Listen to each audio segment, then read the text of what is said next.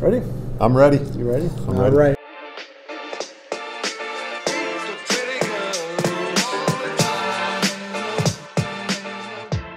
All right, welcome to another episode. I was going to say issue, but we're doing video, so I think it's more of an episode of wine and design.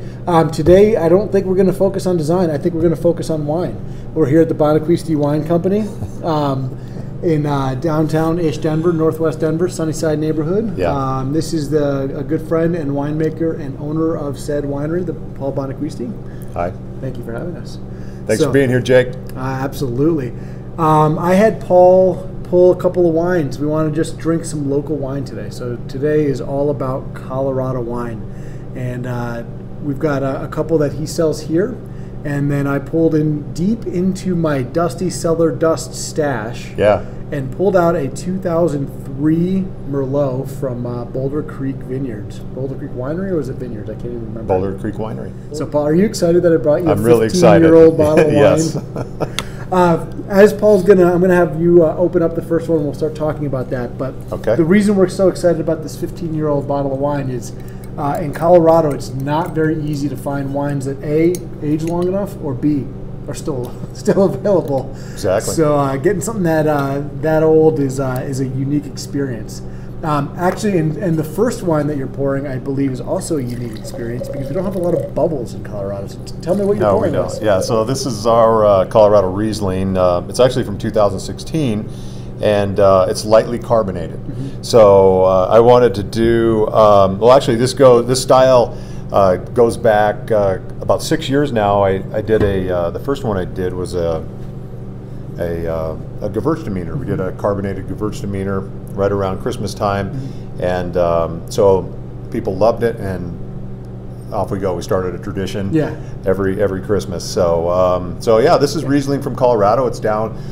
It's actually from Cortez area, from the Guy Drew Vineyards. Wow. And shout out to Guy Drew. Good guy. Literally, figuratively. Yeah, great guy. And so this is actually artificially carbonated. It's not secondary fermentation in the bottle or method champenois, anything like that. So just fun wine. It's on off dry style, but very fruity and right off the bat, I can pick up in the nose all those kind of. It's got those a little bit of a honey, a little bit. I want to almost say. Not quite tropical, but it's got like a fun fruity bouquet. Yeah, fun fruity. It leans tropical to me a little bit, and I always get a little pineapple. Mm-hmm. And the interesting part about this is as he noted, it's lightly carbonated. So that's not when you're drinking champagne, you've got those bigger bubbles. This is just ever so slightly enough to kind of like sting your tongue a little. Just right, yeah. This would be fun with takeout Chinese. I love doing that.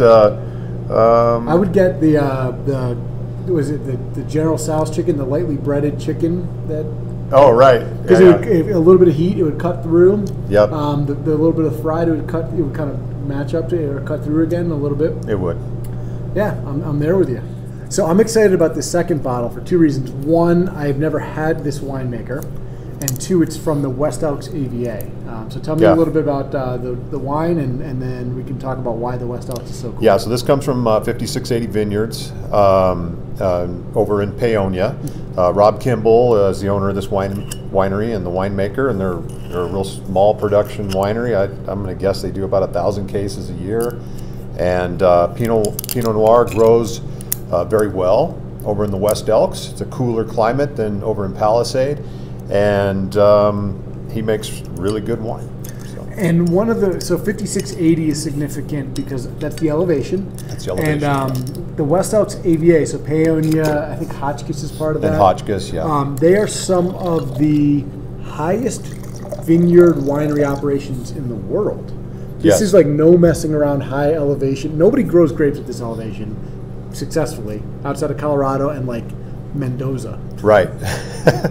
Everything else is like even Palisade. Palisade is considered high elevation, and that's 4,500 feet.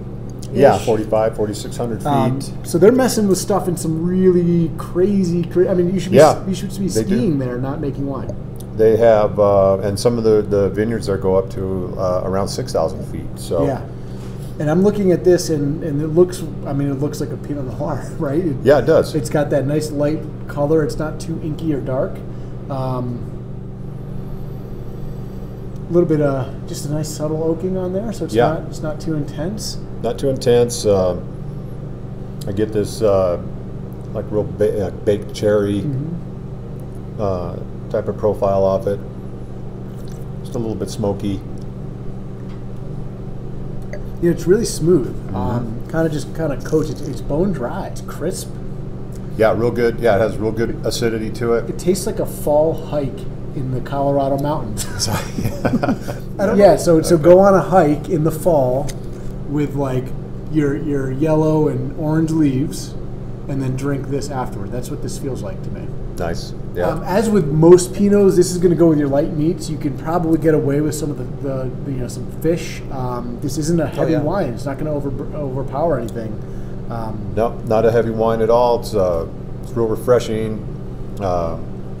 Has a nice finish on it. It really hits all the way across your palate, and pair with a lot of nice. The West Elks AVA is probably the best weekend getaway in Colorado. There. It's an incredible place to go. Yes, whenever we've been, there's no overcrowding there. Let's say with tourists. So. They've never had an overcrowding problem in Paonia or Hotchkiss or Cedar Ridge. And they do have a lot of great places to stay and a lot of great restaurants. So.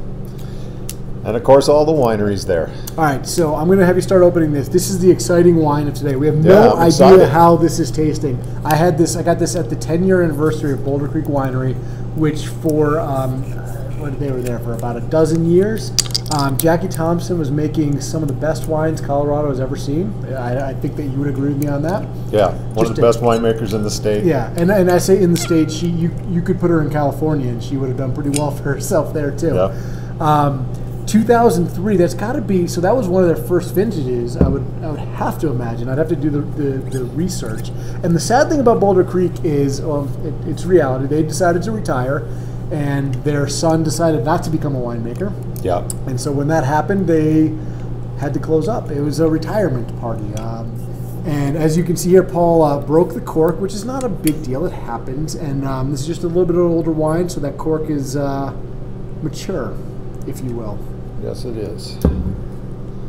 It's a mature cork. So Paul and I had a 2003 Carlson Vineyards Riesling together. That was 10 years old at the time, and that was fantastic. And then you and I had call it a 1998, I want to say it was a Merlot as well from Canyon Wind Cellars. And we probably had that when it was about 13 years old. Yeah.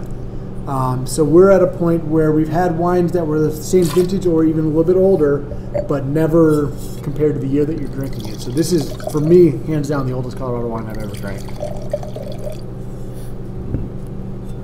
All right.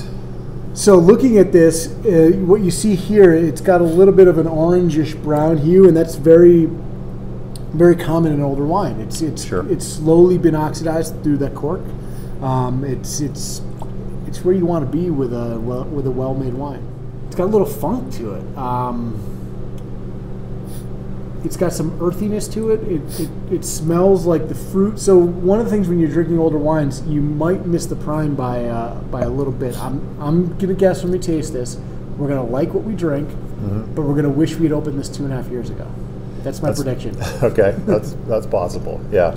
So, and I tell people all the time, I mean, wines have a life cycle to them, where they kind of get up here and they peak, and they're good, and they're holding, and they start down their life cycle, and it doesn't make them bad wines when they're as they get older. It's just they've gone past their peak. See what you think. I don't know if this has actually gone past its peak. It may not have. It's I think the nose tricked me a little bit. I think the fruit is still fighting some of those tannins. Yeah, it does. It smells. What I'm getting is more jammy, dry fruit type profile to it, which happens as wines get older. This is solid wine. I actually, now that I'm feeling it a little bit more. Wow. I do think it's a good wine. I think it was a great wine. I do think it was a great wine a couple of years ago because I had this 5 years ago, and I think this is a step back from when I had it at its 10-year anniversary. Yeah, I think. I get a lot of. I'm getting like dried cranberry. Not I want to say raisiny, but definitely dried fruit and. But good. There's still some good tannin to it. There's some structure behind it. Yeah, good structure. So that was what Jackie was always really great at. Is really these well balanced, well structured wines that were meant to last a bit. And drinking this, I think it still has a couple years before you're worried about it not tasting good. Yeah, this is fine. Totally fine. This is totally fine. Here's that arc that Paul was talking about. It's like right here. Yeah. And which means you got a couple years left. And so here's my advice to anyone watching this. So people always ask, when should you drink a bottle of wine? Everybody that is watching this drinks their wine too early or too late, generally speaking. That's right. So forget what anyone else says. If you buy a case of wine from your favorite vineyard, your favorite producer, no matter what they say, if they say lay it down for 15 years, they might be right. After 5 or 6 years, open a bottle. Right. The year later, open a bottle. A year after that, open a bottle. When it gets to the point where you're like, this wine kicks butt, open a couple more. If you start to see it going back, backward in quality, invite some friends over and just pile shit all off. Right. Don't wait for 15 years because you might miss that arc. And if you miss it by a year or two like this, you're still happy. Like, I'm enjoying this. This is really good. If you miss it by 7 years, you're not so happy because you're drinking vinegar. We need to get a hold of Jackie and see what's still in her cellar. Congratulations on a really well-made wine, and Colorado begged you to come back and start making wine again in Colorado. Yes, please. All right, well, cheers, Paul. Thank you for the hospitality. Thanks for bringing this in. Absolutely, it's always a pleasure drinking wine with you. And with that, we'll see you on the next episode of Wine and Design. Thanks so much.